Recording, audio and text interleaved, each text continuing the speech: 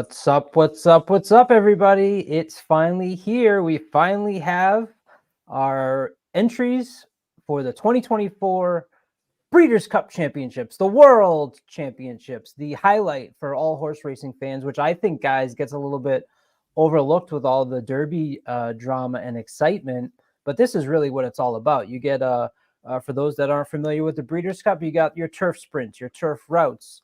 For 2-year-olds, you got it for the older horses. You got your races on the dirt in each division, and it brings all of the best horses, not only in the North America, but all around the world. And we can certainly talk about that this year as we have a big contingent coming over both from Japan and from the UK. Those of you out in YouTube and Twitter lands, please hit that like and subscribe button. You all know these two from the world-winning, award-winning lounge on Thursday nights where they just turn $100 into $1,000 like that, and then they say goodnight, and I missed it.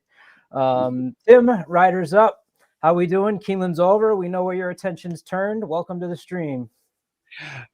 You know, Keeneland's over. Churchill has started, but come on, it's Breeders' Cup week. We're all looking at Del Mar. This is Christmas for horse players. Look, there are big racing days throughout the year, and they put together good cards. But this is 2 days of the best horse races you'll find anywhere in the world with horses. It's truly international. And we get a truly international contingent this year. Big contingent coming in. Aidan O'Brien's got a big one. Japan's got 19 horses. Great racing. Can't wait. Can we just stay live till Friday? I'm ready. Well, we tried that once before, and we only made it about 8 hours, so we're not going to do that again. And Sean Patrick Nolan, our good friend, my lights just went out. Hopefully that's not a sign. But Sean, welcome to the stream as well. How you feeling? We got your torpedo in a hat on. Yes, exactly. Got my lucky torpedo in a hat on. I'm ready. This is going to be 2 action-packed, exciting days of racing, and I can't wait for it to start. Yeah, so we're going to give you a little rundown, race by race. Not total full detail. We'll be here all night, but we're going to give us at least our first reactions to the draws that just happened. Please put in the comments that you're out there, that you're listening. Tell us who you like as we go through race by race. I see Bobby D, James White, Felipe Hernandez from Bay Meadows. Welcome to all of you. He wants $1,000 double. So tune into my show, Doubling Down, this week. We're going to give you some great doubles. I want to give you a quick shout out to Iron Bets. It's launching soon. Now's the time to drop by the website. Enter in to win a free $500 wager bankroll. Put the word trust in that promo code, and you'll get an extra bet on us. We're giving away bets, so perfect time to do that as they ramp up for the Breeders' Cup. So Friday, race 6. Friday is for all the juveniles. I love this. I love the Friday. Yes. All the juvenile races. It's such intriguing. Future Friday. It takes the people that complained about the 2-year-old races in the middle of the Saturday and having to stick that right in your pick 5. You get to just focus that on Friday. And key is to not lose your bankroll on Friday. So if you're not strong with the 2-year-olds, then hedge, quietly through the night. I think you can have some, I have some pretty strong opinions on that Friday. First up is the Juvenile Turf Sprint, going 5 furlongs. This race debuted in 2018 for males and females. Last year, the winner was Big Evs, who you'll see on Saturday this year. And the same connections with Big Evs come back with a horse who I think is intriguing here with Big Mojo. And you have, here's we bring it in. There you go. The Juvenile Turf Sprint. Governor Sam is a horse on the North American side who has consecutive wins at Monmouth Park, Colonial Downs, and Keeneland. A horse in this race that I am actually most intrigued by is your number 8, who ends up being your 7-2 morning line favorite. That is Ikoro Sieg, who is a extremely fast horse. Actually broke the track record last time out, and to me, he wasn't even really asked. So, Tim, I'll start off with you. Impressions of the draw or overall impressions of the Juvenile Turf Sprint? I think it's a great race. I would not minimize the participation in here of Whistle Jacket and Ides of March, the Aidan O'Brien horses in here. Interestingly, Whistle Jacket, to me, I'm not so sure that's where they want to be, right in the middle. I think that might be a little bit of one of the horses right off the bat that you look at the post position draw and you think that could be impacting. Same with Ides of March. I'm not sure that Frankie wants to be on the outside with this horse either. It does give him a good look, but remember, this is a turf sprint, and in that sprint, that outside post position is kind of tough. So I see the 8-1, but I Whistle Jacket's the one for me that right off the bat I think may have been impacted by the post, and even with a Coral Siege in here, I think that's another one that you got to kind of look at the draw and see how those two horses come out of the gate, because those are probably your top two favorites. Sean, what did you think? Yeah, no, I agree with what a lot what Tim was saying. I don't think anyone got like an absolute. I think Ides of March did not get the ideal draw, being on the outside. But I don't think anybody, if you look at like Big Mo, Mojo, Asterius, I don't think and SRO, I don't think any of them got a terrible draw. You know what I'm saying? So I think most of the connections in this race, probably with the exception of Ides of March, would be rather thrilled with their positions. So I don't think anybody that I think of the major contenders got a terrible draw. Yeah, the concern certainly on the outside for Ides of March running over Ireland in a juvenile turf sprint, to be out that far and dealing with the turn now. That's a lot to ask, I think, of a 2-year-old in this situation. Absolutely. Asterius on the inside at 9-2, I think, is interesting. And one thing is horses by Mehemus, who's been excellent with 2-year-olds lately. He had 4 2-year-old stake winners in a 2-week period, and that was just recently in September. I think this horse is really consistent. Actually edged out Big Mojo, who I mentioned earlier as being the same connections from Big Evs last year. Has had improving times at 5 furlongs. Those are the two that I'm interested in. I know they're short prices, but the 2 and the 8 would be the ones that I have. And as you mentioned, I don't know that anything in here from a post-draw standpoint on those two is of concern. I was a little interested in Ides of March. That's out of Wooten Basket for Coolmore. O'Brien has 27 horses from that first crop. He was supposed to run in the end of September, and I noticed that horse was scratched. So he's now coming off of a little bit of layoff. Now you get that outside draw. Totally not really interested in Ides of March for me, at least at this point.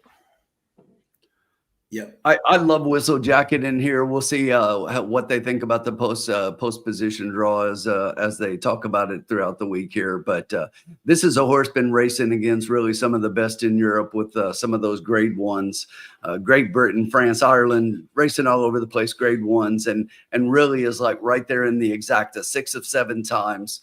So that horse is going to be really tough. But I do like Asterius as well. I think that the international contingent in here is super tough. Yeah, me too. Simon O'Neill agrees, says he really likes Asterius in the juvenile turf. Yeah, they've really caught up versus the past couple of years. They used to get slaughtered in the 2-year-old races. The Americans used to dominate, but they've really caught up to us now. Race 7 on Friday is the Breeders' Cup Juvenile Fillies. As we take a look at that field, you have a field of 10. Your favorite is on the outside, Scottish Lassie. American Bikini comes over, was part of that Japan contingent. Noonie, Quick Cack, La Cara, Immersive, Snow White, Vodka with a Twist, and the Baffert, non-compliant, who had a big performance last time out. What'd you guys think here of this draw? Tim? Oh, again, Scottish Lassie on the outside, Vodka with a Twist inside is interesting.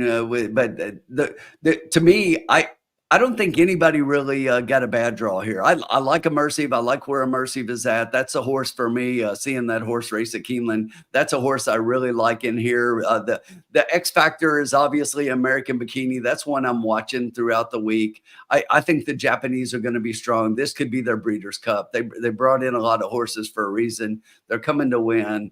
And I think that they're definitely going to do that in some of these races. This is a horse I'll be watching throughout the week. But I like Immersive among the U.S. horses. Scottish Lassie at 5-2. If anything, the biggest surprise for me were some of these morning line odds, and we talked about that a little right before we came on the air. But some of the odds look a little suspect in here. So we'll see how that plays out as we move closer to post time of each of the races. But I don't see some of these holding up. No. Immersive's 3 for 3 with a pair of grade 1 wins. Really closed nicely from the quarter pole to win her debut up at Saratoga, and got up in the last 50 yards to capture the grade 1 spin away, as you mentioned there, Tim. She has a grade 1 on the East Coast, Midwest, and now sets her sights on the West Coast. Sean, where are you interested here in the fillies with the fillies? Yeah, on my video, one of my top picks was immersive. I think a couple of people commented to me interesting that they thought she was all out. I don't think Brad even had her fully cranked up for that race. I think that was almost like a stepping stone kind of a type of race, and she still got up and won. I think she's going to be fully cranked for this one. I think she's going to be really, really tough to beat in this group. I think Manny Franco's going to do a great job. And I love the fact that she's on the inside and Scottish Lassie draw. If you're an immersive fan, you really got to like Scottish Lassie drawing the outside. I don't think we ever thought we'd see a Japanese horse with an Irish jockey on it, but that's what we have in American Bikini. But she as Tim so rightfully said, that will be a very interesting horse to keep an eye on, especially on the board and how they're doing out there. But this one is definitely talented. So even non-compliant, I think this is going to be a very interesting race. Last year's winner was just FYI for Bill Mott. Yep. D. Wayne Lucas has had the most wins in this race with 6. American Bikini is your highly regarded runner from Japan, who certainly adds some international flair. With Ryan Moore aboard, one of the best jockeys at 5-1 on the outside there. That's a horse too that I definitely think you want to take an extra look at. One of the highly touted ones coming over from Japan. Absolutely. All right, we're moving along to race number 8. It is the Juvenile Fillies Turf, going 1 mile. Again, this is for 2-year-olds on the Friday card. Field of 14. And for me, I mentioned it before we got on the show here. If the rail does well, if the 1 and 2 holes do well over Breeders' Cup weekend, then I'm going to find myself in very happy. Now, in this rail position, I'm not going to be by myself. And I think here is where you have what I would consider possibly the most likely winner over Breeders' Cup weekend, and that is Lake Victoria, whose last race I saw and just how impressive she was finishing up that race comes over. I mean, these turf races, guys, you really probably are focused on the horses coming over from the UK. They do so well in these spots. And I think Lake Victoria is absolutely the biggest threat, 8-5. I'll take that all day, to be honest. Tim, do you agree that Lake Victoria, even in the rail, is your most likely winner for Breeders' Cup weekend? Well, I'll say this. It's the horse I like the most prior to the draw. This is the first race that we've talked about so far that I think you do have an impact from the draw. I don't think that they want to be on the rail. We'll see the horse and, how they position throughout the race and everything. But it's tough in a field of 14 to get that one hoe, get shuffled back and be behind a wall of horses and trying to work out a trip. When you got Ryan Moore on your back, you got the best jockey to find that trip for you. But this is the first horse to me that we've talked about so far that really I think probably got a post position that really impacts their run a little bit. But still probably the favorite, goes off as the favorite. I think is the best horse in the race, but is going to have to find a trip. Sean, how about you? Yeah, I'm obviously she's definitely the horse to beat. I mean, she's been ultra impressive. One horse I was very interested in that I think could be a very interesting horse here is Cynthian for Junior and Billy Mott. I think she's a really talented horse. 12-1 to me is a little bit high. I think thought process drew perfectly. I think obviously they're going to be the major threat to Lake Victoria, and rightfully so. But Cynthian at 12-1 Junior and Mott, they have a knack for coming up for the big races at 12 and at 12-1. I think that horse is tremendous value, and even Kilwin at 20-1. That's a high number for that horse. That's a talented horse. So this is going to be an interesting race here. This is going to be interesting to watch the board. And there's some between the two favorites who should be the favorites. There's some real value after them, for the tries and the supers if you play those. I Yes. will say this, Colin, I'll add this as well, and that is with Lake Victoria most likely taking most of the money, probably being odds-on favorite here by far. With a field of 14, this is one that I'm going to be watching closely as a potentially very good wagering race, especially if that one post ends up being something that puts them at a disadvantage and they don't win the race. This could be a very well-paying race. Yeah, Joe T likes Kilwin and Totally Justified. Two, you can never go wrong with a Justify horse on the West Coast. Yeah, Justifies have proven to be very capable on the turf as well. Mayday Ready, your number 12 at 20-1, I think could be a little interesting. This horse is 3 for 3, was your Jessamine winner, won a Kentucky Downs in the Juvenile fillies. And Frankie Dettori said in that race that the horse was a bit restless in the gate, keen in the first turn, and had to be brave because there wasn't a lot of gaps for that horse to get through and skipped right through. So Mayday Ready, your number 12 at 20-1. If it stays 20-1, as Tim, you mentioned, the morning lines may be not necessarily what we're going to see on race day. I just think going against Lake Victoria is going to certainly be difficult. But Mayday Ready might be a horse that you maybe put underneath to get a nice price out of Lake Victoria.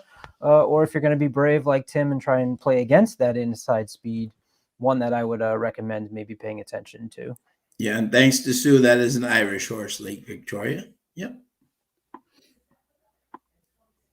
Anything else, or should we move on to the marquee race on Friday? Yeah, A lot move more on. to cover. Let's go. Let's go. All right, we're going too slow, says Tim. Race 9 is your Breeders' Cup Juvenile. Yes. This is a race where you suddenly have your 2-year-olds who are looking into the 3-year-old seasons, in a way, a kickoff to the countdown to the Kentucky Derby. But before we can get through the Kentucky Derby, you got to get through the Juvenile. They're going 1 mile and a 16th, a field of 10. And again, Tim, here we go, number 1. So you had your thoughts on Lake Victoria. I figured you would immediately be jumping on the East Avenue bandwagon. I think it's what is interesting here is that your 3 top horses, East Avenue, Jonathan's Way, and Chancer McPatrick, are spread throughout the field. So you got an inside, outside, and one right smack in the middle, along with some other talented horses, Ferocious, Getaway Car, if you're a Taylor Swift fan, Gaming, and Shin Believe coming over from Japan. So Tim, East Avenue, place your concern down in the one hole.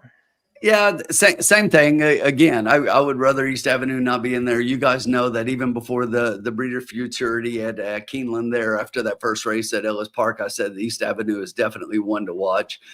For me, still the favorite in this race, and a horse that I think right now is the best horse of the 2-year-old coats that we've seen so far. This is a pretty good field. Jonathan's Way is another one. I was at Churchill the day that they ran the Iroquois. That was impressive as well. Not as much for me as the win by East Avenue, but the rail's not going to help. But here's what I do see based on this. This is something that I think happens quite a bit in thoroughbred racing. When you get speed to the inside, speed to the outside, and speed up to the middle, I think you have the potential for a speed battle to take place up front and for them to drag everybody else along with them. When you've got those 3 positions, out, in, and middle, all going up, it kind of pulls and sucks the other horses up a little bit with them. So if somebody can take back and we get a Ferocious pace, there is a potential, I think, in here for a huge upset based on race shape in here. So we'll be watching that a little bit. But I love East Avenue.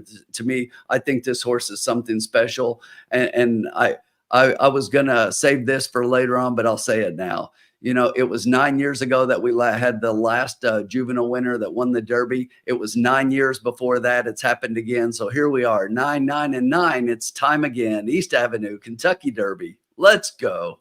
Look at that. Putting it right up. We're going to clip that off for Derby Love Day when you're right, Tim. Sean, what are you thinking? Yeah, I obviously I would have preferred East Avenue to be in the middle, but I think if you look at the 1-dot horses that won 4 of the last 5 juveniles, and the other 1-dot horse was Maxfield, who didn't even get to run. So when you have like those 1-dot horse, that's what East Avenue is. And I really think this horse is just better than this group. And the post a little bit. Chancellor McPatrick, the 10 post to me is a little bit worrisome only because Flavion's really going to have to get him. It's a short stretch where New York has a bigger stretch and he has more ground to cover. Del Mar's got a short stretch, so he's going to have to work out a trip from out there that somehow where he doesn't have to close so much ground. I think if you're the connections of Jonathan's Way, you have to be thrilled with the 5 at 9-2 with Joel. I think he got the winning post of the 3 of them. As for the Baffert horses, I'm still up in the air because all they do is run against each other. They don't go out and, so like last year, everyone was like Muth, and Fierceness kind of gave him his head, by like 6-7 lengths. So the Baffert horses could be good. Citizen Bull, I think at 10-1 is quite a good value play. But I just don't know how good the Baffert horses are because all they do is run against each other. So until we see them run against the more tested Eastern horses, I'm going to have them a little bit lower. So Tim's got that 999 going on, but the problem, Tim, is that you picked the wrong horse who's going to win the Juvenile and then go on to win the Derby. I think this sets up much better for Chancellor McPatrick on the outside, who's a horse that's closed. He's not going to have to worry about trouble to his right. He's going to get out in the clear. Sounds like in my head what Tim was talking about with Fierceness on Florida Derby Day. It's just sit outside, sit off the inside speed, let them go at it. And this horse has gone 5 wide as he did in the Champagne and closes really nicely. Chancellor McPatrick, I think he pointed to the Derby from day one, this McKinsey baby for Chad Brown. Speed figures that have continued to just get better. Has 2 grade 1s in the Hopeful and the Champagne. And I think he's someone you don't really want to mess around with. I think Tim's horse is strong. I'm a little bit of an inside-outside with this field here in the Juvenile for race 9 on Friday. I do think Chancellor McPatrick in here is your closer and is the one that really could benefit from there being so much speed. But I really think if you look at the speed figure East Avenue threw up in that last race, and that horse wasn't anywhere near being pushed and just won easily. And that's 2 races in a row that he's done that. And I just think he's head and shoulders above this field. I think he throws up a triple-digit buyer in here and just blows this field away. Yeah, and I do think with Chancellor, he's had that big stretch. Del Mar's got that really short stretch. So Flavion's going to have to get the perfect trip for him because he's not going to have a lot of time to get a lot of ground. I can see in the chat there's a lot of Citizen Bull fans out there. They're all even Rodney Evans is like in a gaming. So I've seen a lot of Citizen Bull people out there. So including one Mike Witten. Mike, we got to do the Breeders' Cup before the Turfway. Sorry, buddy. And I'll tell you what, I think if you look at gaming's really going to have to run a lot faster than what he has. And the fact that that Pratt goes with Chancellor McPatrick, which to me makes all the sense in the world, and it is Chad. But he's ridden that horse before, and I just think that Chancellor McPatrick, East Avenue are both much better. And is Jonathan's Way. I will tell you, people are not giving Jonathan's Way. I don't hear that name very much from a lot of people right here. And I'm telling you, that horse and that ride, when Joel took him out right to the lead in the Iroquois, I thought he was going to burn him up. And he just, again, he won easily, but it wasn't the performance that East Avenue put up. But still, it was very impressive. I will say this too, by the way, if you're a Jonathan's Way fan, right? Ferocious to me is a miler. I don't think he's a 1.25 mile horse. We've seen him act up like numerous times, like that last race coming around the first turn. He caused his own problems. If you got Jonathan's Way, you got to be a little worried that Ferocious is next to you because God knows how he will come out of that gate. If he pulls what he did at Keeneland, a couple of those horses around him could be in a little bit of a danger coming out of the gate. He's got to get out clean. True. All right. Chat's popping off. A lot of you joining on. Please hit that like and subscribe as we walked through here. Yeah, love having everybody. Breeders' Cup. And we get to what I consider to be the hardest race here on Breeders' Cup Friday, and that is your Juvenile Turf. field of 14. Look at Sean shaking his head. What's that mean, Sean? It's not This hard. is my pick of the day in this race. Oh, all right. I can't We'll, wait to we'll hear let Tim go, but this is can't my wait pick. Go ahead. Hold It's on, yours. hold on. I can't let Sean start off with that without reminding him that this is the race that provided us all endlessly, who we haven't had to stop Yes. listening about from Sean in the chat. So when Sean brought us endlessly as a 2-year-old, we are expecting a big pick here. Yes. This was a race that was won last year by the combination of Ryan Moore and Aidan O'Brien. It was the 6th time that they have won this race. Last year, the horse's name was Unquestionable. This is a race that also had Victoria Road, if you remember, in 2022 from those connections in Mendelssohn back in 2017. We have Fierceness's brother here, number 10, Mentee, who's running on the turf as opposed to the dirt, which is an interesting selection. But Sean, you've built us up now, so we are all really excited to hear the pick. Who is it? Okay, so I'll answer Paul Nolan's question first. Yes, 14 is the most that can be in a Breeders' Cup race. That is the most.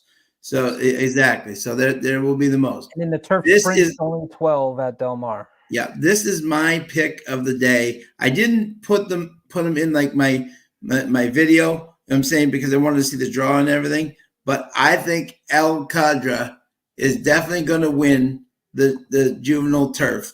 This is the best, I think, of all the horses, including Rebels Romance, who I'm extremely high on later, but we'll get into this. I think this is Godolphin's best shot to win a race in the Breeders' Cup.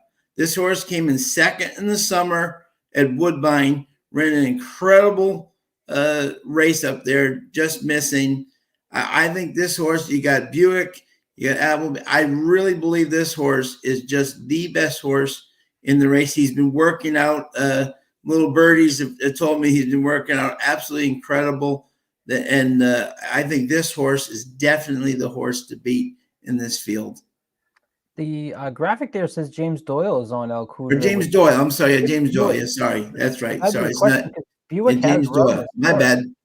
James Doyle. Yeah. Run this horse, and the Buick's running out on the number 12, Amori City. So that's right. That's right. Yeah, he's on the other one, right? But exactly. And why? Exactly. James Doyle. Yeah, I think James Doyle will definitely be.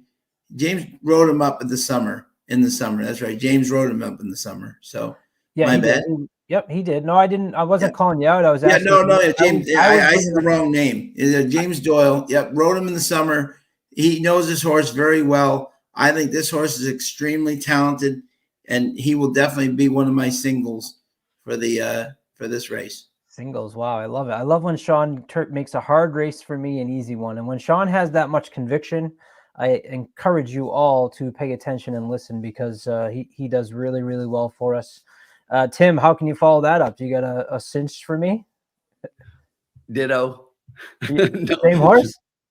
Well, look, I think the horse is tough. Charlie Appleby, a lot of people don't realize he doesn't bring tons of horses over, but he's 3 for 5.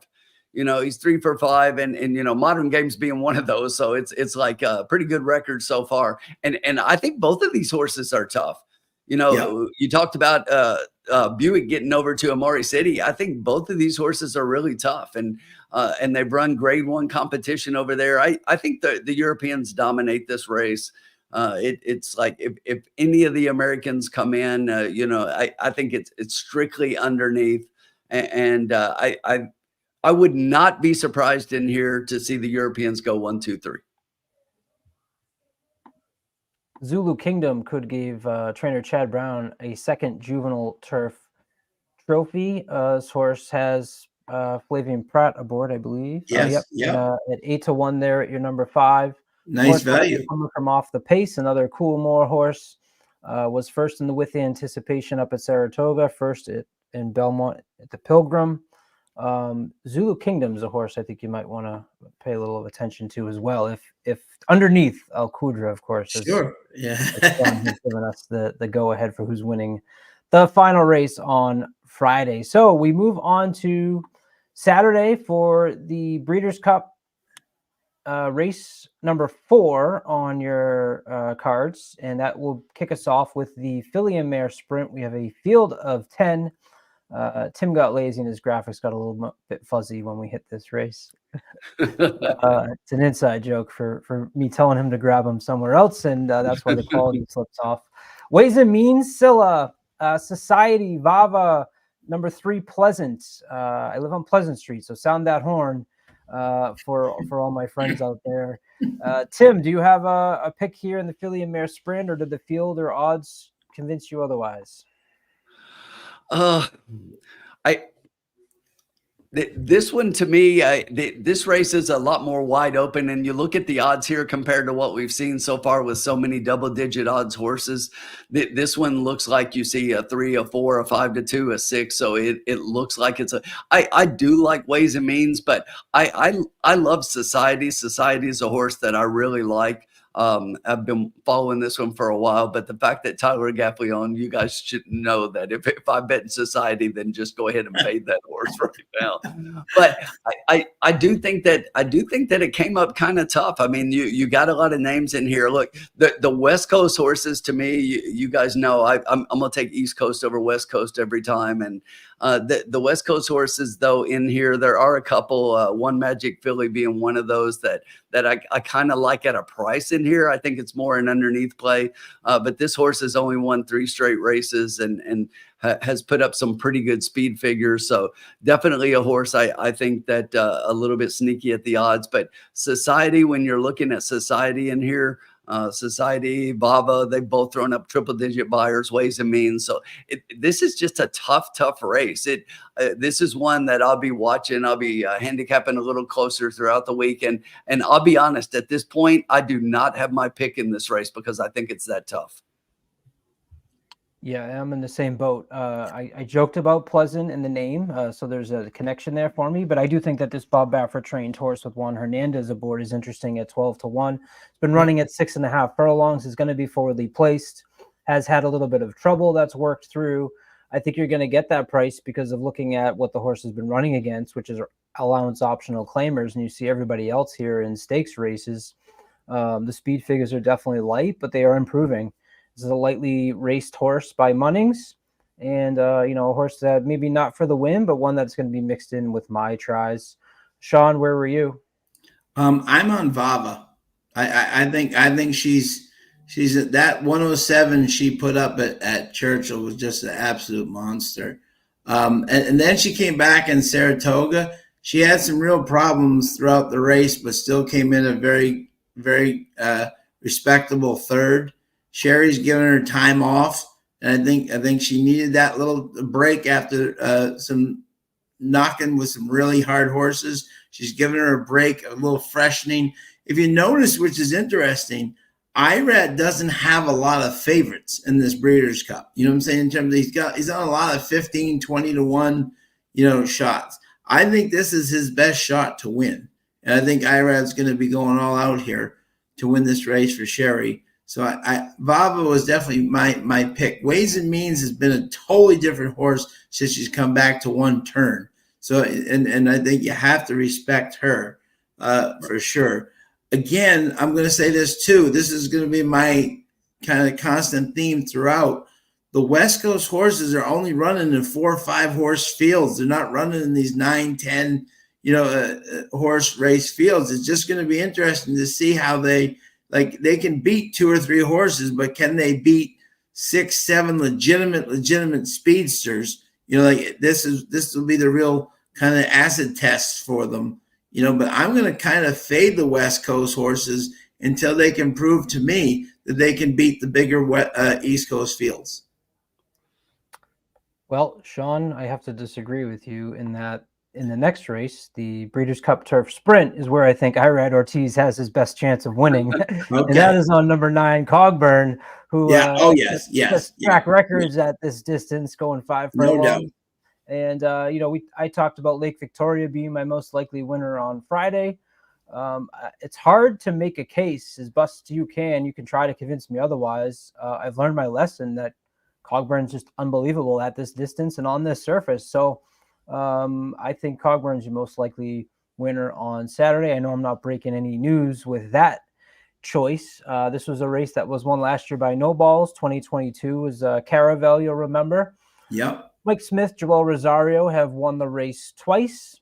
And Cogburn is 6 for 7 on the turf lifetime, the highest rated overall sprinter in the Longines World Best Racehorse rankings with a 120 ranking. As I mentioned, he has the course record at 5.5 furlongs at Saratoga, going 59-4 with a 111 buyer speed figure in that race. Steve Asmussen said, "First one I've ever had run 5.5 furlongs in under a minute." Really quick and difficult horse. Tim, are you going to try and beat Cogburn? No. There you go. Sean, we're going to try and beat Cogburn? No. All right, good. We're moving on. No, Sean's, Tim's like, yes, we are. We will. There's one interesting horse here I will say just quickly on this race, right? That if I'm looking for one of my long shots in the day, people forget Big Invasion came in second in this race last year. The fact that he's 20-1 with Frankie Dettori, I'm just saying that you could get a lot worse horses at 20-1 than Big Invasion, who already has run well in this race. Yeah, and I want to just bring up a comment here that Sports with Nick mentioned, because I think it is something we always talk about, and actually this year has actually done pretty good, and that is, does anyone care that horse's last prep was a Kentucky Downs, and they're like 0 for 68 in the Breeders' Cup? We always talk about that layoff coming out of Kentucky Downs. I just feel like, man, Cogburn is, even if the horse sets back a little bit, still think he's going to handle this field okay. But that's something to certainly keep into consideration, right, guys? If any horse is going to break that curse, it's going to be him. Here's the thing. Cogburn's a different beast, okay? When you look at that statistic, go back and look at the odds of those 68 horses. You find me anybody that was even close to being a 7-5 favorite, because most of those horses were long odds. So it makes sense that they're over, because none of them were expected to win. This is different. Yeah, I love, someone said on the internet, they called Cogburn the Golden Pal. Kind of like that type of horse is just too fast, too, you know what I'm saying, and just and just won with ease. I think this horse will do the same.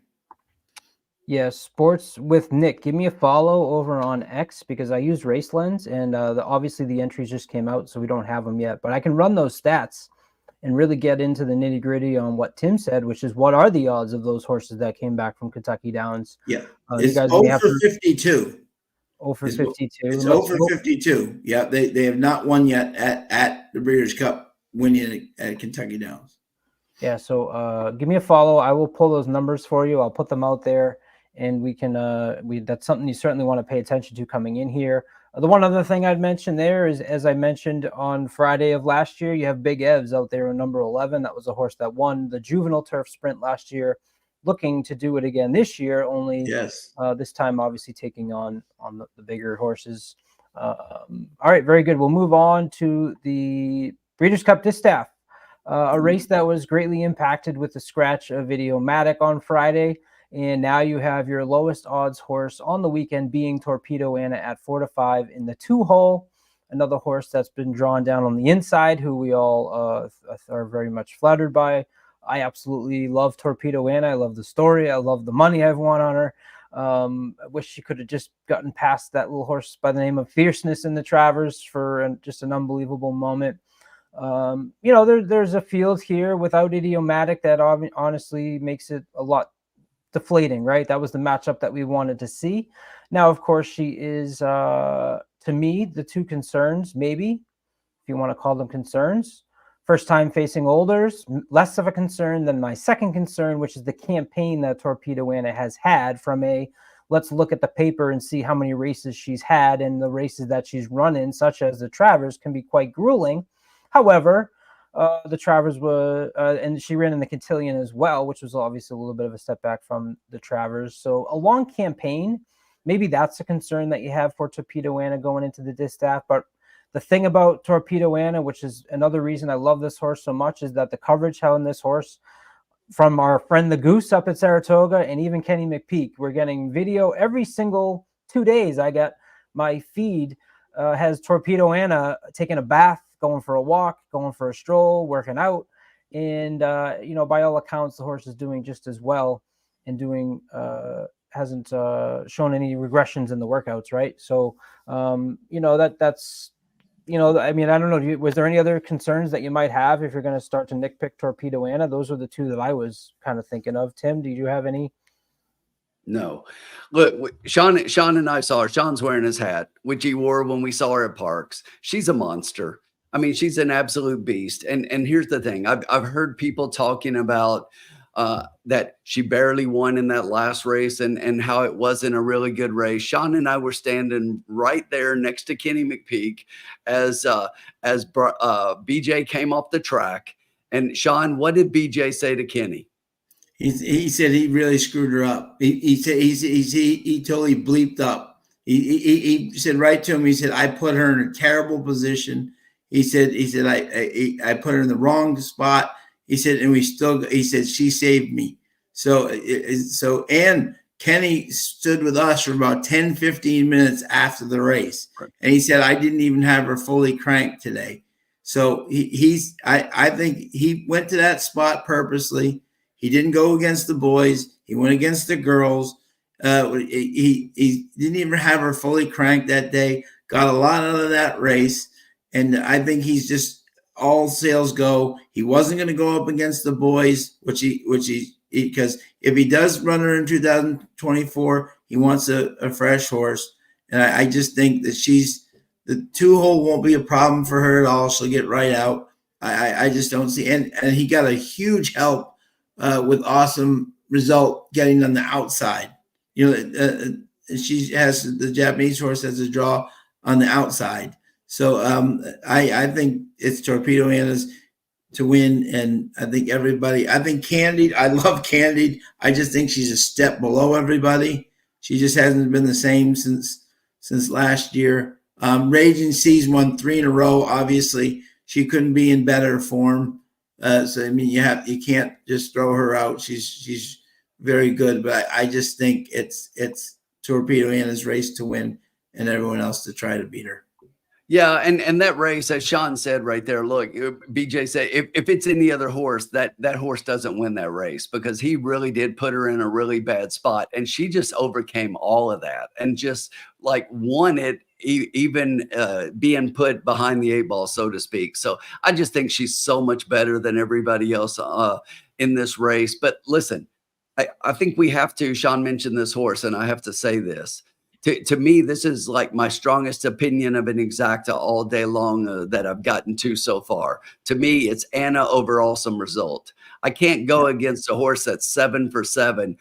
This horse, I've gone back and watched several of the races. The way she moves across the track, I love her movement. She just does it effortlessly. Now, I don't know how good these horses she's beating are, but she's still 7 for 7. And she's gone this distance 3 times and won all 3 times. And that last race was pretty impressive in the Breeders' Gold Cup, where she won by 5 lengths.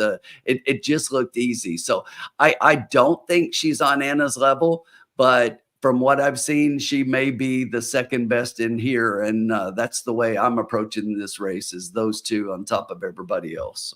And for those that don't know, we love our Mike Smiths. We love our Johnny Velasquez's. The Grand Wizard of Japan, Yutaki Taki, who actually rode here for a little bit before going back to Japan. He's won in 5 different decades, Group 1s over there. The man is absolutely amazing. He is coming over. For him to come over to ride this horse, he's not coming for ice cream. He right. believes in this horse. I saw her in the paddock the other day. She is an absolute pro. She was just absolutely just taking the paddock in. And remember, this is the one thing that people got to remember, which is very important here. Okay, Japan horses run in front of like 100,000 people all the time. You know what I'm saying? So they're loud crowds, loud everything. It's going to be nothing new to them. This is what they do every single time they run. So that in terms of loud noises, where maybe an American horse maybe hasn't run in front of that many horses, the Japanese horses run in front of thousands of people every single time. So the noise and the crowd is going to be very much to their liking. Tim, would you be happy with 4-1 on that exacta? Look, it's better than 4 to 5 on top, right? And you know, this is what I say all the time. Listen, I talk about this a lot. If the track is giving me favorites and I feel really strongly about a favorite and I've got something that I think is a lock, let me give you an example. The Lounge last Thursday night, we took the top pick over the second pick. We got a long shot home third, and for $20, we hit a $900 trifecta. Yep. Chalk 1 over chalk 2 over we got a shot underneath. Okay, but there's a possibility that happens here. So yes, I do think it's that kind. I didn't say I was betting the exacta. I think it's my strongest opinion on an exacta to where I'm probably betting the try. Okay. Nice. And Joe T will play that 219 box. That's it. Love that. Yep. And Mike Witten, there is no Del Cid in this meet. Sorry. Not today.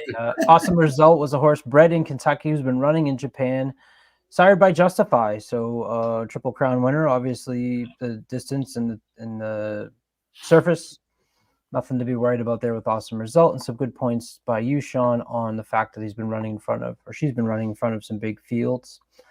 Moving on to the turf field of 13, including our boy. There goes Harvard Rebels Romance, as you mentioned, Sean, their 5-2 favorite coming out of Ireland, a race that has been absolutely dominated by the Euros, especially those coming over from Ireland.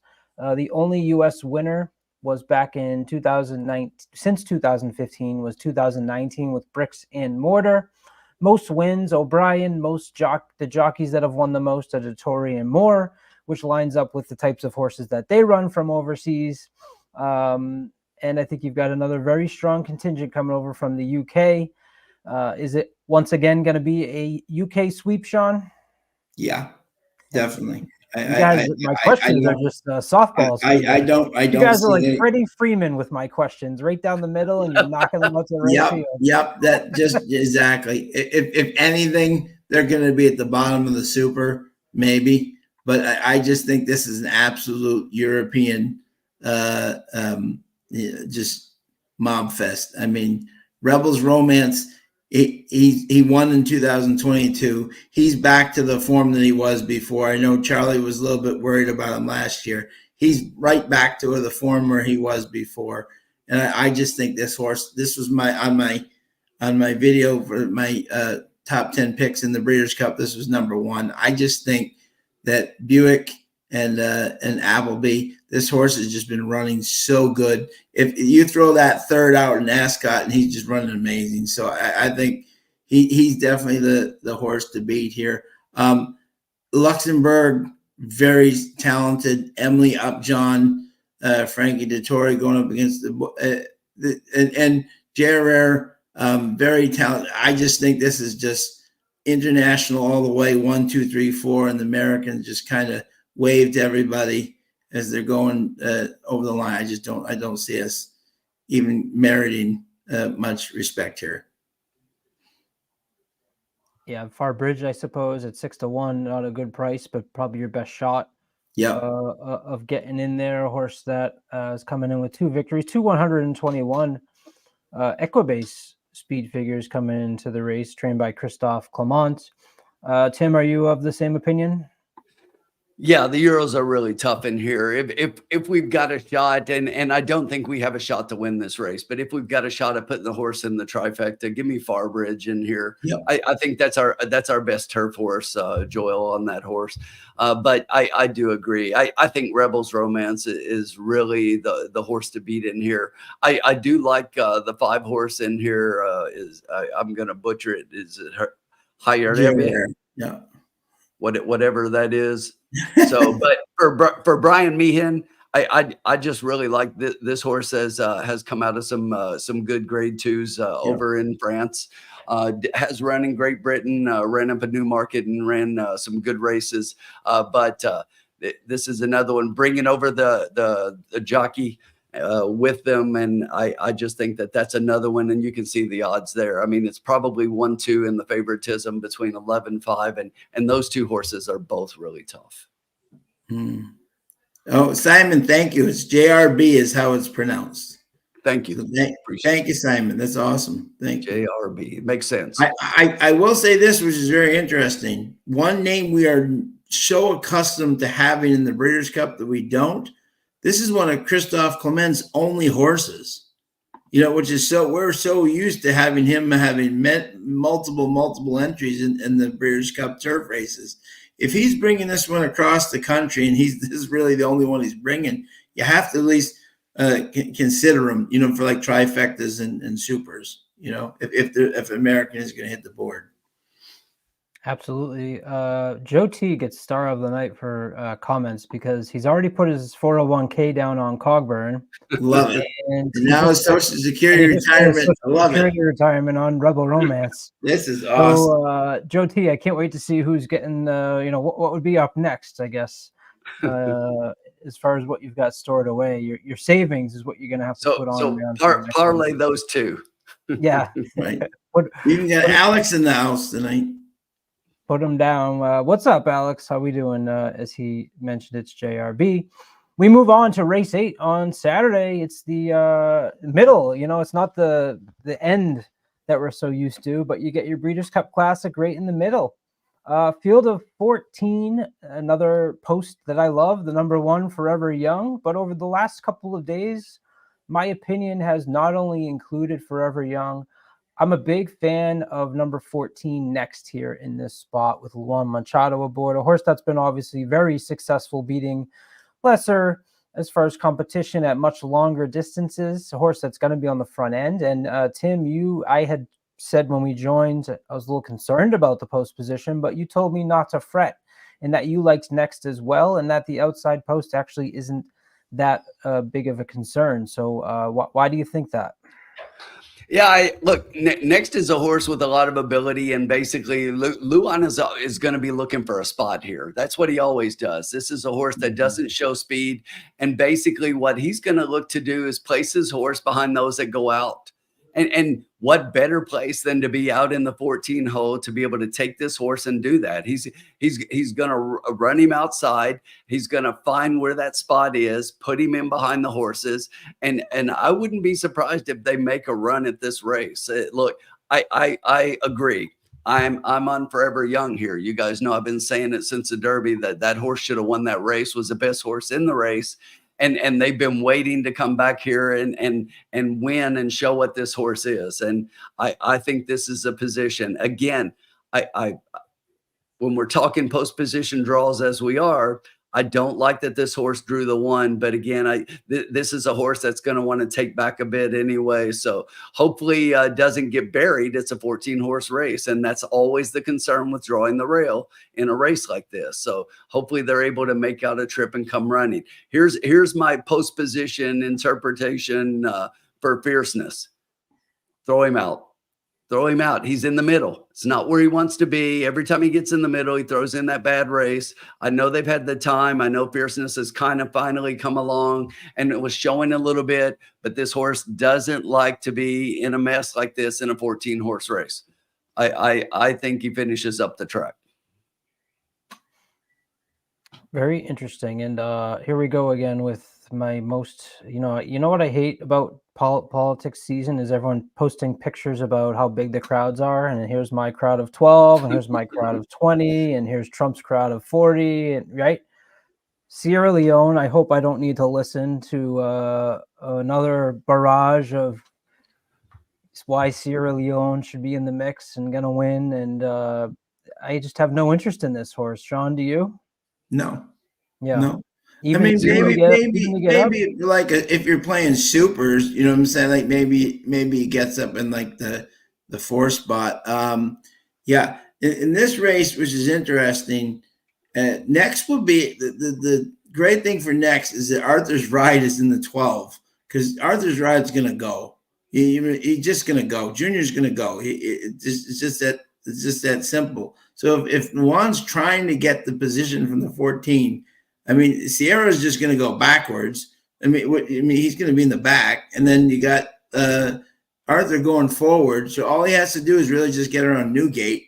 So at least you have at least a position. Obviously that's not the ideal post, but I think he'll have a real chance to get the spot. Fierceness, I think it's interesting. City of Troy and Highland Falls draw right next to each other. the two Godolphin horses, I Forever Young to me. I look at that horse. He just as I put, could he look any possibly better than he's doing right now? He's just a pro. Like he came up to the camera yesterday when they were filming, and he just put his nose against it and just booped it. Like, you know, he knows exactly what he's doing. He's a pro. He knows the people. The noise isn't going to bother him in the slightest. I mean, I think he's just a pro's pro. And to me, he's still. And I always say this: for young horses, I hate the rail. For an experienced horse, that's not as much as a problem. So I think he can get him out, and he'll be right there at the end.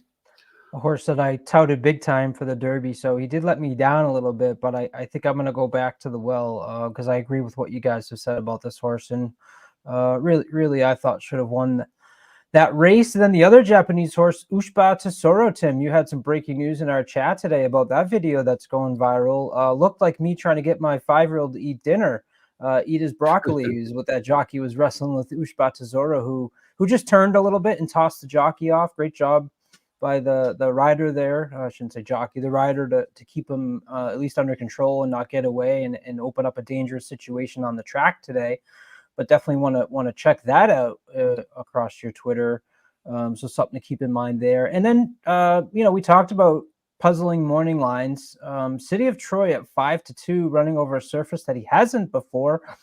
Obviously, extremely talented horse who we've seen run them off their feet on the turf. But A, the travel, B, going over a surface hasn't before. There must be some confidence for the trainer who's putting this horse in this situation, because his reputation's on the line of being able to do this. But let's not forget, as I heard Matt DeSantis say on one of his streams recently back in 2001, when it was the best horses from around the world came together, and it's set up for Tisnow wins it again in America with Saki, was that Saki? Yeah, and the other horse that was there in third, I can't remember.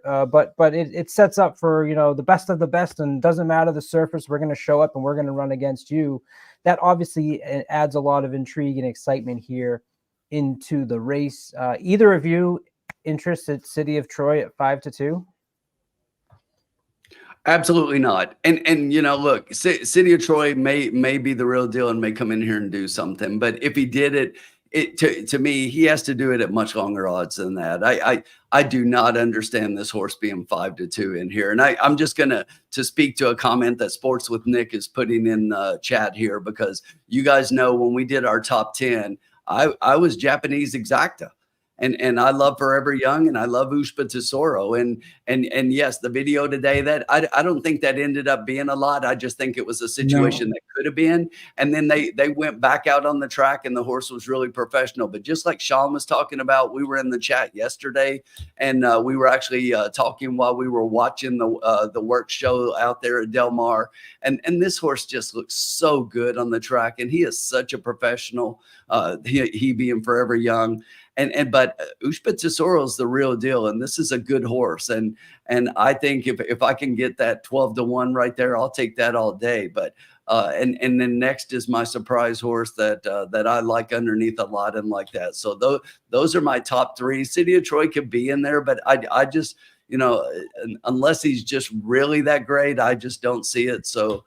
We'll see. Maybe they surprise me. He's a great horse, no doubt, but I can't take him at 5-2, especially running on a new surface in a race like this against horses that have competed as these have.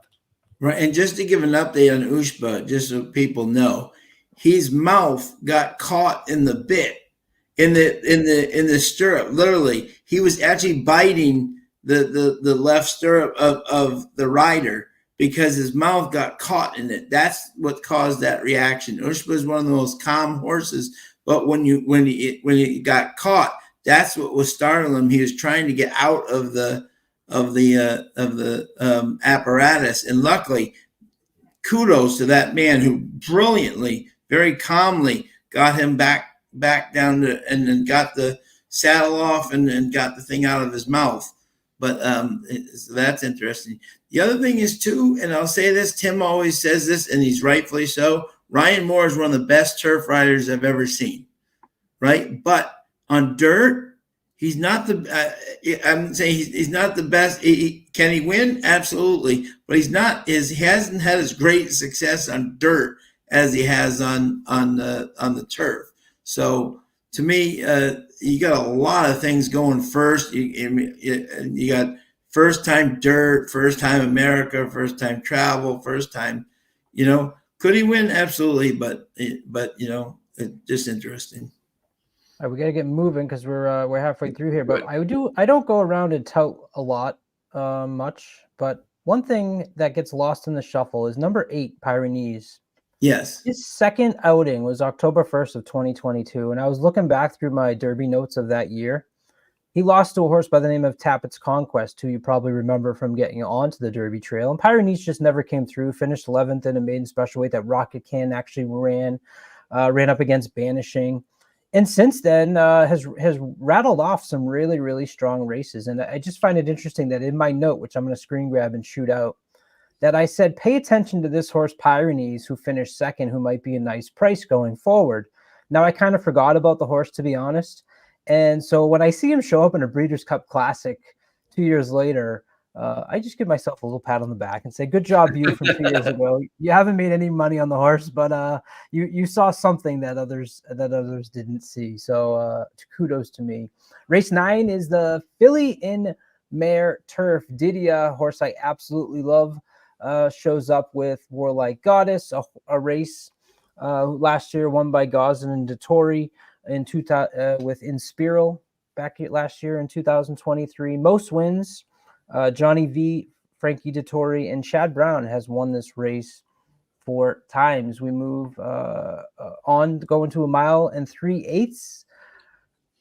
A tough race here, I think, guys. I think you could go a lot of different ways. I think Content is an interesting horse, and I think Anisette is an interesting horse as well. Cinderella's Dream with William Buick aboard. I think you could go a lot of different ways. This is always a tricky one for me. Tim, where'd you end up? This is another one of the race that's dominated by the foreign horses. So if you look at the consistently year in and year out, they come in, and if you look at the horse that wins this race, they're coming from overseas. So I think that there are some good horses in here, but this is one that I still have to look at this a little closer. I obviously Warlike Goddess, we know what that horse has done here and everything, but I need to dig a little bit more into all of the Euros here and figure out where I'm going to land, because this is a race that I haven't deciphered yet. Sean, have you had a feel for it yet? Yeah. I really like Cinderella's Dream. I think the fact that Charlie even said when he was over in Europe, she was supposed to run in Keeneland and she got scratched because Charlie said, I want her to come in fresh. I don't want her to run and then have nothing left. He said, I want to go in with her full guns blazing. She got people don't remember, she was supposed to run up at Woodbine and got sick. She got colic. But she was fine right after that. And when they missed a little time, he said rather than have her run and then try, he just wanted to bring her fresh. I think she's absolutely fresh. Her workout the other day, she looked absolutely fantastic. She's back to her old self. I just think she's too tough in this field. Warlike Goddess, we know she brings her A game every time. She's a warrior. You can never throw her out. Content, Frankie Dettori in a big race, and of course, folks, the Canadian girl, Moira, you cannot throw her out at 8-1. This horse she brings her A game every time, and she's Colonial was amazing. Even at Belmont in those slow fractions, she still almost got up. So Moira was my long shot play at 8-1. I think she's going to be right there at the finish. She was almost last year too. Content's a horse that's caught some soft ground, something that you want to pay attention to for some of these horses coming over from the United Kingdom is who's had been able to run on some more solid ground as opposed to that soft ground, and it's an Aidan O'Brien trained horse, along with Ylang Lang Yeah. and Wingspan are the other two out of that Aidan O'Brien barn. Full Count Felicia, a horse on the number 2 hole with Irad aboard, actually is kind of interesting to me. This horse has been on the front end last 3 times up at Woodbine and beat Moira last time out, Sean. So right. And Tim's lock of the day here for our shout out to our friend CJ Johnson, whose horse Hang the Moon with Tim's favorite guy, KK, Kazushi Kimura. I know Tim's going to have at least 50 across on him. But have to give CJ and KK a shout out there. All this horse has been doing is winning lately. They don't give her any respect, but she keeps coming and running. So you never know. She could be a super try thing. I will add this really quickly, Colin, and that is the reason I haven't got this figured out yet is because the filly and mare turf, I always like the Euros coming in and even the Japanese horses and everything. I'm looking at the international invaders, obviously, on the turf here. And a lot of the ones I like the one you just mentioned in Wingspan, they didn't draw in. So a couple of the horses that I like did not draw into the race here. So that's why I'm going to have to go back to the drawing board and kind of look at it again, because now, even though that's the case when you look at the history of the race, they don't have the horses in here this time. So I think we get one back from them here, most likely. Yeah, and Joe T definitely full count Felicia, definitely a chance for a long shot for sure. And Alex, we'll see you on Friday. Race 10 is the Breeders' Cup Sprint. I wrote down that this is a wide open race going 6 furlongs, 3-year-olds and up, field of 11. Morning line favorite is the number 10, Mulligan. Straight No Chaser with Johnny V aboard here. Last year, this race was won by Elite Power. Actually, the last 2 years, it was won by Elite Power with Bill Maud and Junior Alvarado. Most wins by a trainer is Bob Baffert with 5. It's been 6 years since a West Coast-based horse has won the sprint, and 6 of the top 10 horses on DRF's first list of sprint contenders sabled at Santa Anita. The chosen Vron, who's out, Straight No Chaser, and Raging Torrent, who draws the rail down on the inside at 10-1 with Antonio Fresu aboard. The sprint is, the quick on the dirt, as they say. Remake comes over from Japan along with Don Frankie, the number 5 horse. Any strong opinions between the two of you, or anything that the post draw mixed up for you, Sean? I've got a strong one, but go ahead, Sean. Yeah, I love Straight No Chaser. I just think this horse Dan Blacker has done an amazing, patient job with this horse. When he got hurt, brought him back. What I love about this horse can run in Maryland. This horse can run on the West Coast. He can run on the East Coast. This horse, you could put him on the moon. He'd probably run a pretty good time. That last race, he won with the absolute ease. Exactly. What a great story it would be for my racehorse if this horse won. I just think this horse is just flat out faster than anybody in this race. And I think you got Johnny V back on him. Who better than the GOAT? I just think he's just faster than this group. And yeah, I think this is a really good group, a very good group. But I just think that Straight No Chaser is just faster than everybody, and he's just not, and no one's going to touch him. Tim, where was your opinion? So being at Keeneland as I was for all of the racing there, back on the 4th of October, which was opening weekend, the track was really fast early on. But what federal judge did that day was incredible. This horse just crushed that field, ran 108.2. It was the fastest at 6 furlongs since Keeneland reinstalled the dirt. It was a stakes record for the Phoenix. So this horse, that was just monster fast, put up a 106 buyer. The interesting thing to me though here is I absolutely love this horse. I did not expect a morning line of 3-1. I thought I was getting a price here. I don't think this horse goes off at 3-1. I think I get the price that I want here, but I absolutely love this horse. I think they could even move forward off of that, but that was a monster performance. But the interesting thing about it is that Flavian Pratt rode Federal Judge that day and gets off to go ride Mulligan. And we all know that Rudy Brissett is his horses, his barn has just been on fire lately. Absolute fire. This is one that's working really well at Keeneland, Mulligan before they shipped out there. So I love both of those horses a little bit more than I like Straight No Chaser in here. But this is a tough race, but I absolutely love those two horses, Federal Judge and Mulligan for me. I haven't figured out how I'm playing it yet, but I love both of them and I can't decide. The one thing I don't love, and you guys know, I say this a lot. I think Federal Judge wants to go out and be on the front end. I hate it when Irad's on a horse that needs the lead because I think he's a better come from behind rider, and I don't like him when he puts a horse out front. I will say this, by the way, Evan, our great friend Evan, who doesn't say much, but I'm so glad he's talking tonight, which is awesome. And he's a huge fierceness person. He likes Forever Young. So and he's the number one fierceness fan. But he said, is a bet against as will underlay off last two. And last, though dominant, was hugely bias aided and was almost a walkover. I couldn't have been more impressed with what he did, but I just don't think my one knock on Federal Judges, I don't think he's faced a Straight No Chaser yet. And the two of them could knock each other off. You know what I'm saying? Like if someone like, this could set up for someone like if Nakatomi, I'm just saying, if everybody up front's going too fast, a horse like Nakatomi could be right there to pick everybody up. You know what I'm saying?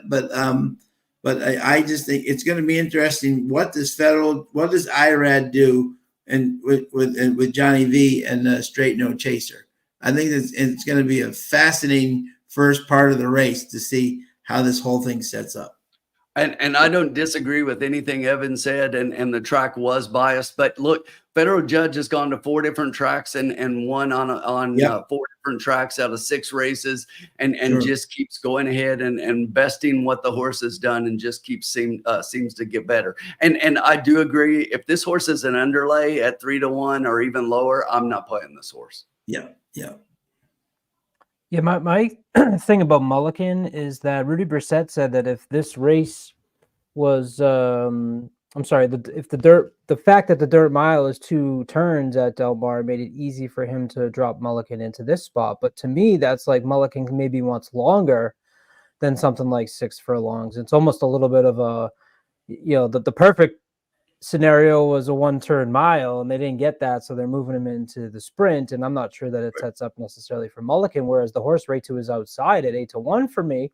Now, the concern for me on Skelly is the fact that always on the front end, hasn't really shown the ability at all to come from behind, at least on the PPs I can see right here in front of me. I can't go beyond, I can only see the last 10, so we'll dig into that once I get my Race Lens past performances. But has 10 victories, is 17 for 18 in the money on the dirt. The speed figures are very consistent. Equibase speed figures, 110, 102, 104, 109, 113, 114, 111, 113, 111, just always consistently puts up some nice numbers in there. So the number 11 Skelly at 8-1 is one that I'm absolutely interested in. I'll tell you, I was there. That was Iroquois Day when Skelly ran in that race, and I actually Dennis Trusty and I were watching this race and talking about this horse, and I just think Skelly's gone backwards in the last couple of races, and just finishing second. It's like the horse seems to have lost a little bit, and it's almost like. In that last race, go back and watch it. It's almost like was waiting for the morning works companion and just to run alongside. Yeah. And let me say just something quickly to our audience. Tim and I always say this in the cocktail lounge, Colin, and it's very important. We're giving our opinions, and we so love hearing your guys' opinions. This is what's great about horse racing. But by all means, if you like a certain horse, You know what I'm saying? And you've said, right, don't go off it just because someone else says it. If you like that horse, go with that horse. You know, it's so important. If you like a certain horse, go with that horse. You know, exactly. We're just giving our opinions, but that's what's great about horse racing is that we have so many different opinions. So if you like a horse that maybe we're not talking about, but you really like them, bet them. Because if you think they're going to win, they have a chance. Well said. Move it on. Breeders' Cup Turf Mile, field of 12. This is an extremely interesting race, I think you and that is evident by the morning line, which is even more questionable as we talked about a horse like Sherry DeVoe has with More Than Looks in here at 20 to 1. Last year's winner was Master of the Seas for Buick and Appleby. They also won in 2021 with Space Blues and 2022 with Modern Games. Remember, this race had Gold Dekova win it 3 times, 08, 09, and 10. Charlie Appleby's won it 3 times. JV and Buick have, Johnny V, I should say, and Buick have won it 3 times as well. As I mentioned, More Than Looks out of the Sherry DeVoe barn is certainly interesting. This horse is going to be third start off the layoff and improved last time out. And Carl Spackler, a horse who is interesting, but all the way on the outside at 6 to 1 with Tim's favorite jockey aboard. Johannes at 9 to 2 for me is interesting, and not in a like I want to bet it way. I would go elsewhere for what obviously is the West Coast's best turf mile runner here. Diego Velasquez comes in. I think that's a horse that I'm extremely interested in. If I'm not mistaken, Diego Velasquez came over on Saratoga. Yeah, and it got rained out, right? And they moved the race off the turf. And I remember Moore came over that weekend for 2 rides and didn't get any. I was really interested in Diego Velasquez that day. Chili Flag was a horse that I made a ton of money on that weekend with that Chad Brown angle that I've talked about, with increasing speed figures going into graded stakes races. 20 to 1, obviously much more up against it here. Porta Fortuna. I mean, you just got a lot of different ways I think you can go here. I'm gonna be surprised if one of you say no. I've got my pick, Sean. You got one nailed down here too? Me? Well, my long shot pick. I don't even call him a long shot in my video. Diego Velasquez. Okay. Like 2 really, really strong races at Leopardstown. That even Aiden said that kind of threw him off. That missing that race at Saratoga and then having to go back home, kind of regroup.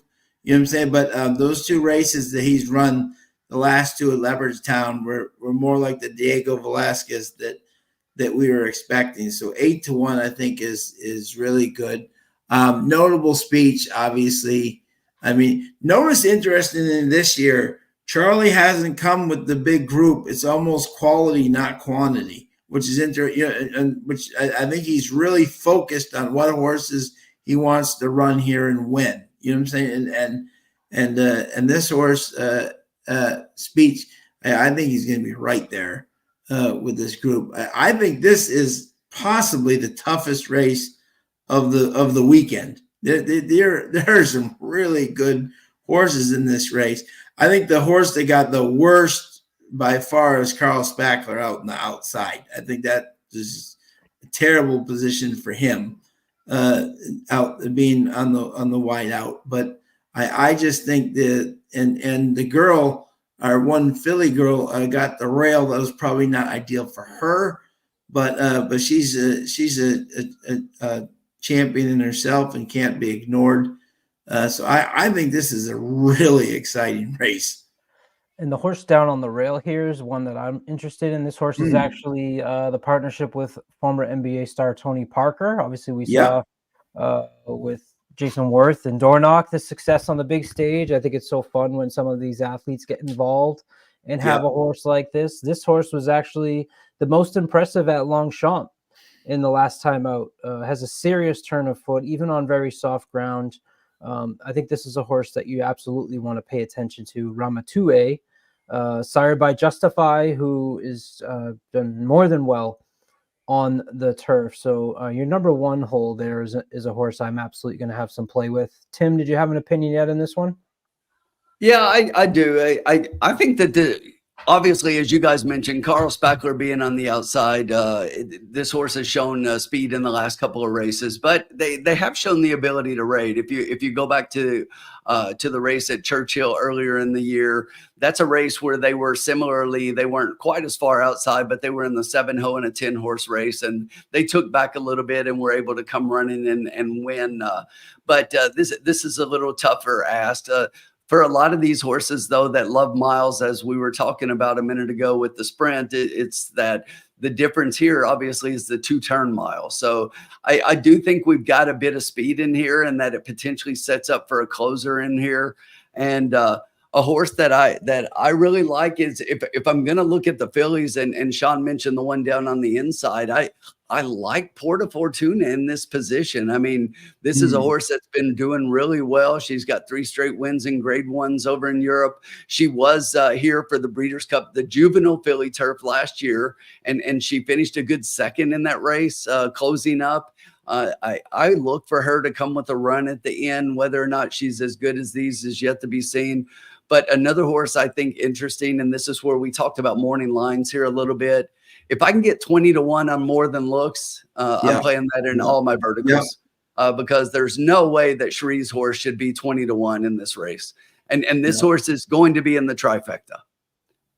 I just think that this horse is, based on the way that it sets up and the fact that this horse is going to be taken back a little bit, and there's so much speed up in front. Obviously there's still a lot to figure out as to how we're going to approach this one now, seeing this and who's in and who's out, and going ahead and handicapping as the week moves on. But those are 2 horses that I'm keeping an eye on to put in my my wagers some way.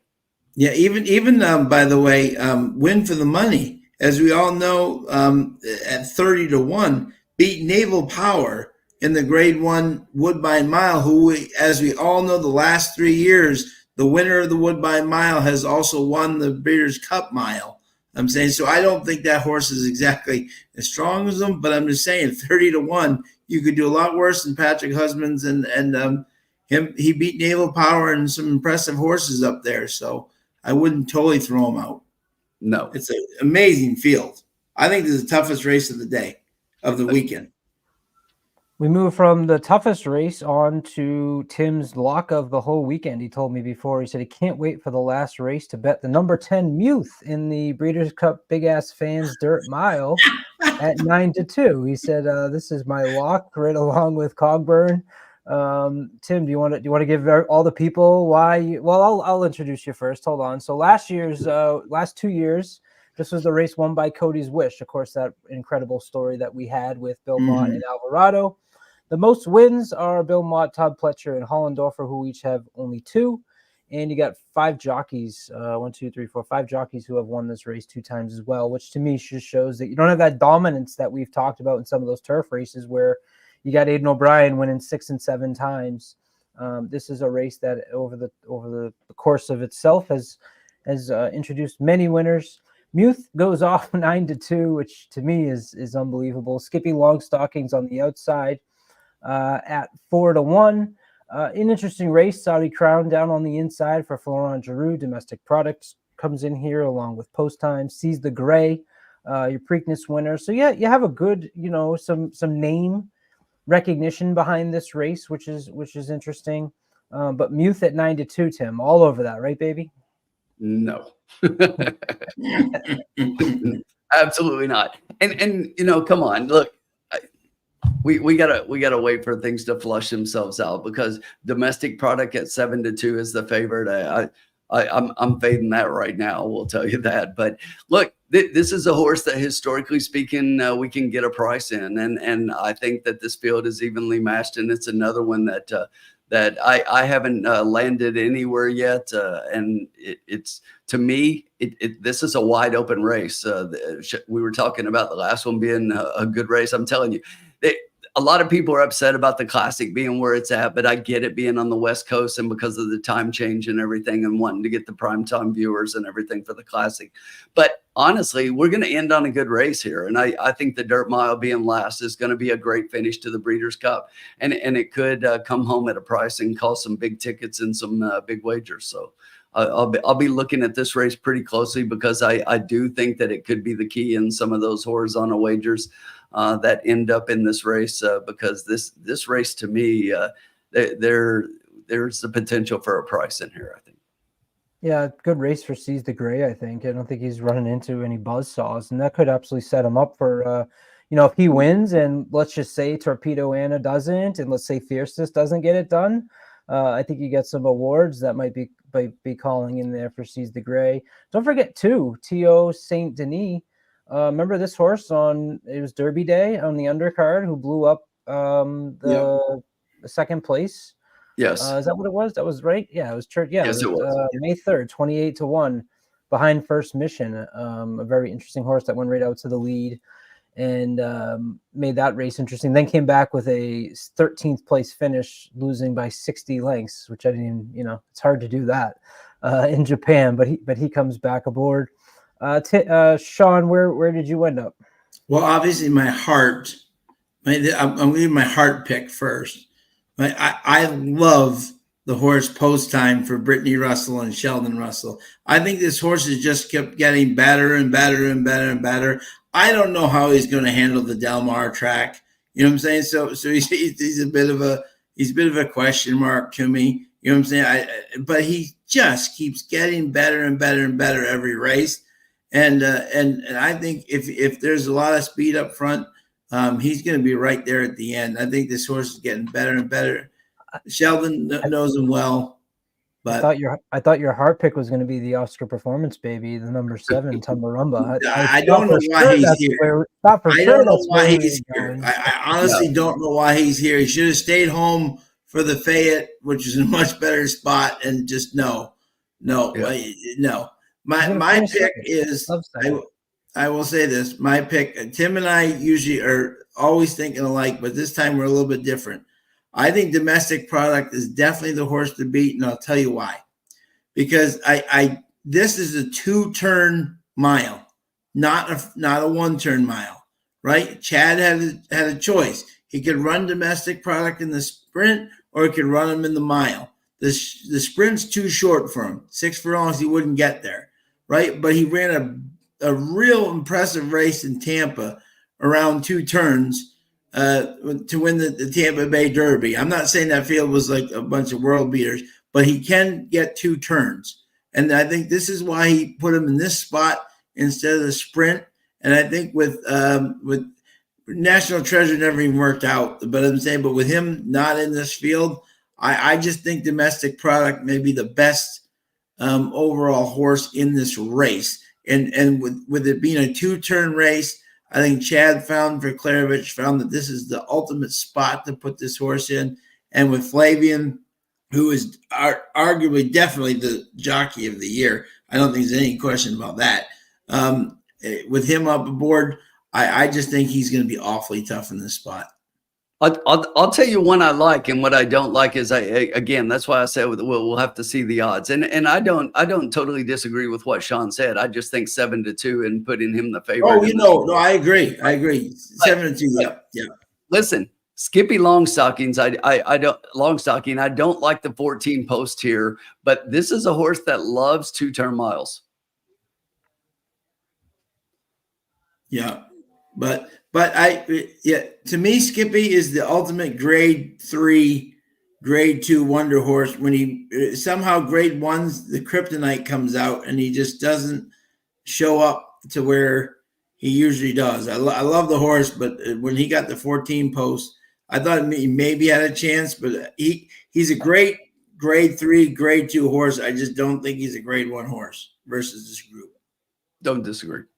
But Malathot, I love you, but he 1 turn. Well, he's that's what's great about Malathot. Different opinions. That's what's great. No, but I love that. I love that Malathot. That's what's great. That's what makes horse racing great. All right, Colin, we're at an hour and a half, buddy. I got one more. Well, you guys gotta let me get my pick here. You got a quick run into that first turn. And yes. Brad Cox has been absolutely on fire. The other $3 million winning horse in here is your Rail 1 Saudi Crown, a horse that likes to get right to the front. I think this horse could get right to the front on that first turn and already have a couple lengths on the field. And that could be an interesting one that you want to pay attention to, especially at 5-1. So Saudi Crown will be my pick at an hour and a half as Tim has pushed us along. We will be here. I like that horse. We will be here Friday live. I definitely am off work Friday, so I'll be with you. And a contingent of us will be here with you on Saturday. So we please ask you all to be out there to put your notifications on. So as soon as we go live, you can click us on, mute your TV, and watch the races with us. We have a lot of winners and a lot of fun on Breeders' Cup weekend, as we have over the last couple of years. Gentlemen, thank you so much for spending your time and your thoughts on this race. To everyone else there, please hit that like and subscribe button and keep your eyes out all week for content. Take care, everybody.